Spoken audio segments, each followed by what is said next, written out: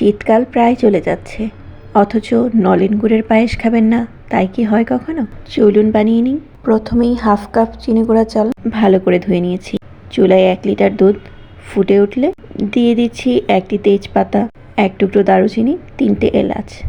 এরপর দিয়ে দিচ্ছি ধুয়ে রাখা চাল। পায়েসটাকে ক্রমাগত নাড়তে হবে যেন সর না পড়ে। চাল সেদ্ধ হয়ে এলে দিয়ে দিচ্ছি নলেন গুড়। গুড় যোগ করার সময় একটু চেখে দেখতে পারেন, আপনার প্রয়োজন মতো গুড় যোগ করুন। তবে গুড় যোগ করার সময় অবশ্যই চুলাটা নিভিয়ে নিতে হবে, নয়তো দুধ নষ্ট হয়ে যেতে পারে। প্রয়োজন মতো নলেন গুড় যোগ করার পর ভালো করে মিশিয়ে নিয়ে আপনি জাল করতে পারেন, তাতে কোনো সমস্যা নেই। পায়েস আপনি যতটুকু ঘন রাখতে চাচ্ছেন ততটুকু ঘন হওয়ার আগেই চুলাটা বন্ধ করে দিন। ঠান্ডা হলে আরও বেশি ঘন হয়ে যাবে। চুলা বন্ধ করার পরও কিছুক্ষণ পরপর নেড়ে দিন যেন উপরে সর না পড়ে।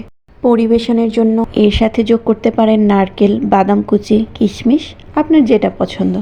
যথাসম্ভব চেষ্টা করবেন দুধের সাথে পানি না মেশাতে, তাহলে একদম প্রপার স্বাদ পাবেন।